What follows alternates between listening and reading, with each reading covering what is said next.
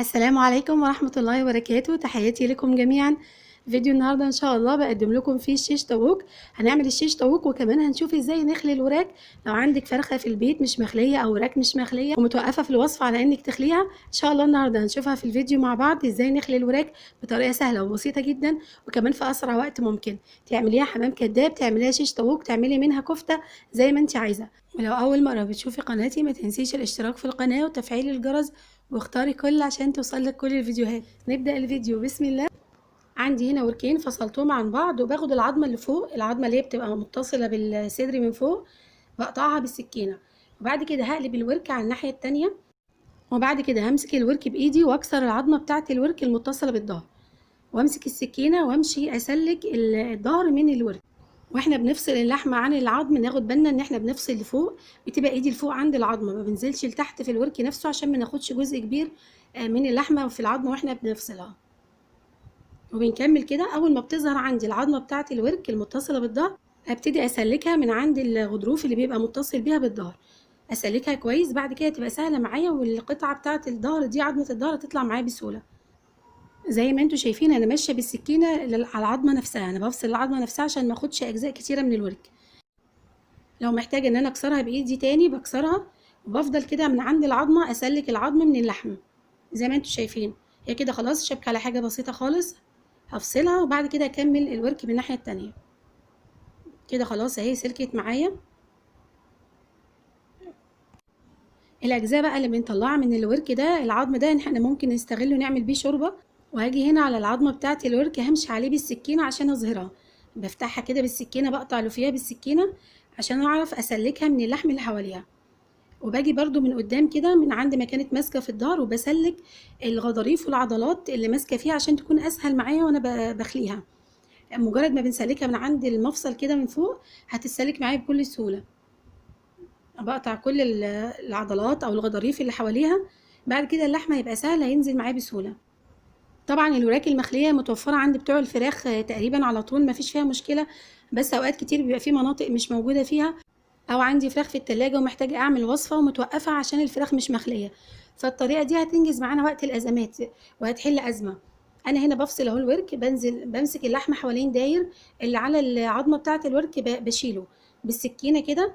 بفصل بشيل حوالين داير زي ما انتوا شايفين. اهم حاجه بوصل عند النقطه دي اللي هي العظمه، المفصل اللي ما بين الدبوس وما بين الورك، ما اكسرش العظمه، اخليها في ايدي سليمه عشان هي دي اللي هتساعدني ان انا اتحكم في الورك اكتر واعرف افصل العظمه بتاعه الدبوس. انا باخد هنا من عند المفصل بتاع الدبوس برضو نفس الحكايه، بسلك الغضاريف والعضلات اللي حواليه واقطعها بالسكينه حوالين داير. وبمجرد ما تسلك معايا الجزء ده من الورك بعد كده بسحب العظمه خالص بكل سهوله، بتطلع معايا مفيش فيها اي مشكله. هنشوفها دلوقتي مع بعض وركزوا في الحته دي. انا في عظمه الدبوس هنا انا مش هعمل زي ما عملت في العظمه بتاعه الورك من فوق افتح فوقها بالسكينه واسلكها، لا انا عايزاها مقفوله. ده لو هعمل حمام كداب هيبقى اسهل كتير من انك تفتحي الورك كله. في ناس بيبقى عندها صعوبه في لف الحمام الكداب وبيفشل منهم بسبب النقطه دي، فانا هخليها تبقى مقفوله زي القرطاس. هوريها لكم دلوقتي قدام شويه. الحته اللي بتبقى حوالين المفصل دي بتبقى كلها عضلات وغضاريف، فانا بسلكها. بمجرد ما بتسلك معايا هتشوفوا دلوقتي هنسحب العظمه بكل سهوله ومش هيكون فيها اي مشكله. هسلك كويس، لسه في كده اجزاء غضاريف ماسكه في المفصل، وكده خلاص هو ابتدى يسلك معايا. بس عشان اعرف اسحب العظمه بسهوله هاجي هنا بظهر السكينه فوق العظمه بتاع الركبه، وهخبط خبطه جامده كده عشان اكسر العظمه بتاع الورك. زي ما انتم شايفين اتكسرت اهي. عظمه الركبه دي اللي سبتها بنخليها لو هنعمل حمام كداب عشان يعني تدينا شكل راس الحمامه. هو في الاول وفي الاخر كداب ملوش علاقه بالحمام، فراخ برضو طلع ولا نزل هو فراخ. خلاص المفصل بتاع الدبوس سلك معايا. هبتدي بقى انزل بالسكينه كده لتحت، انا باجي على العظمه كده وبكحت بالسكينه وانزل باللحم لتحت زي ما انتم شايفين عشان اسحبها اهو، بنزل بيها لتحت اهو، يعني كانك بتكحتيها لتحت، كاني بكحت كده في العظمه لحد تحت عشان افصلها. في هنا حته بس بسيطه هسلكها عشان اعرف اسحب العظمه. على فكره الفيديو في الحته دي مش بتسرع خالص، يمكن يتقص منه حوالي نص دقيقه او اقل كمان بكتير، عشان اوريكم ان قد ايه ما بياخدش وقت وسهل جدا. زي ما انتم شايفين اهو بسحب العظم لتحت بالسكينه، باجي من على العظمه كده وبالسكينه بسحب لتحت. يا رب يكون واضح لكم كويس. سهل وما بياخدش وقت، وكمان هينجز معاكي في وقت انت عندك فراخ ومش عارفه تستغليها ومحتاجه تعملي وصفه. فكويس ان احنا نتعلم المهارات البسيطه دي، بتوفر علينا وقت كتير في البيت، وبتبقى كلها حاجات بسيطه يعني مش مستاهله ان احنا نتوقف عليها. كده خلاص اهي انا هشد العظمه، شوفوا طلعت معايا سهل جدا. والعظم ده هنركنه بقى، ممكن نستغله شوربه. انا في الاول قلت لكم انا مش هفتح من فوق عظمه الدبوس زي ما عملت في عظمه الورك من فوق.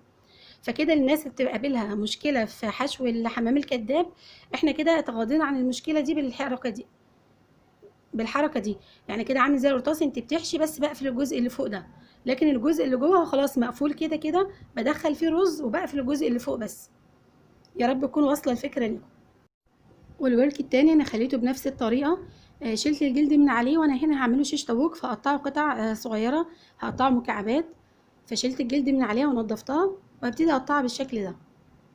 خليت الوراك وقطعتها وخلاص بقت جاهزه للشيش طاووق. نروح بقى نعمل التتبيله ونشوف هنعمله ازاي. ان شاء الله الطريقه تعجبكم وجربوها، وانتظر ارائكم فيها. انا هنا بعد ما قطعت الفراخ هبتدي اعمل التتبيله في الاول. عندي هنا حبه صغيره من الطماطم وحبه صغيره من البصل، واحط عليهم رشه من البهار المشكل، وكمان معلقه كبيره من البصل، ومعلقه صغيره من الثوم البودر. هضيف عليهم كمان معلقه صغيره من الكاري، ومعلقه كبيره بابريكا، وهضيف عليهم معلقتين زبادي، وهضيف عليهم كمان رشه ملح، وربع معلقه صغيره من الزعتر. الزعتر بيبقى حلو قوي في تتبيله الفراخ، بيدي طعم حلو وريحه حلوه. وهضيف عليهم كمان معلقه كبيره زيت زيتون، او ممكن اي زيت متوفر عندك. هشغل عليهم الكبه لحد ما يتضربوا كويس ونعموا خالص، ويبقى خليط كريمي زي ما انتم شايفين في الصوره كده. هنزل بقطع الشيش هنا في التتبيله، واضيف عليهم معلقه صغيره من الخل، وهقلبهم كويس واسيبهم ساعتين في التلاجة قبل ما اشويهم. ممكن نحتفظ بقطع الشيش كده في الفريزر لوقت الشوي، بس ساعتها مش هنضيف الخل، عشان كده انا ضفته اخر حاجه بعد ما عملت التتبيله. لو هتشيليه متبل في الفريزر، ما تحطيش الخل غير وقت ما تطلعيه ساعه الشوي. هدخله التلاجة واسيبه ساعتين، واجهز الخضار. هقطعه واتبله كده بتتبيله سريعه، بس هتخلي طعمه حلو افضل من استخدمه على طول بدون تتبيله. عندي هنا فلفل الوان وبصله كبيره، هقطعهم مكعبات كبيره، وبعد كده احطهم في التتبيله اللي هنشوفها دلوقتي. في طبق هنا هنزل بمعلقه من زيت الزيتون، وممكن اي زيت نستخدمه عادي، وهنزل عليها بربع معلقه من البصل البودر، وربع معلقه من الثوم البودر، وهضيف عليهم رشه خفيفه من السبع بهارات، وكمان ربع معلقه من الزعتر، وهحط عليهم كمان ربع معلقه من الريحان. الريحان هنا في تتبيله الخضار بيدي طعم وريحه حلوه قوي. وهضيف رشه من الملح، وهقلب كل ده كويس، وهزود التتبيله معلقتين ميه واقلبها. وبعد كده هنزل بالخضار في التتبيله دي، اقلبه كويس فيها ونشتغل بيه على طول. مش محتاجه هنا نسيب وقت يتبل ولا حاجه. خلاص كده تبلنا الخضار وبقى جاهز. هجيب الشيش من التلاجة وابتدي بقى ان انا احطه في الخله. لو هنسوي الشيش في الفرن، يبقى ببل الخله لمده ساعتين او ساعه في ميه، عشان لما تدخل الفرن ما تتحرقش. هتبقى اتشبعت بالميه فمش هتتحرق معايا، وهتفضل زي ما هي. انا هنا باخد قطعه من البصل او الخضار، بدخلها في الخله، وبعد كده بدخل قطعه من الشيش، وبعد كده بدخل قطعه خضار. ممكن السيخ نعمل فيه 3 قطع شيش، بين كل واحده قطعه خضار. ممكن نعمل فيه اكتر من 3 حسب ما انت عايزه. وبكمل كده في كل القطع اللي معايا لحد ما اخلص الكميه. خلاص سيخت كل الكميه اللي معايا. انا طلعت الشوايه سخنتها كويس قوي قبل ما احط عليها الشيش. هدهن الشوايه دهنة زيت خفيفه. طبعا ممكن نشوف الفرن في صينيه ونعلقه زي ما عملنا في فيديو الكفته على حرف الصينيه، عشان ما ياخدش وقت معايا وما يتسلقش في الميه اللي هتنزل منه.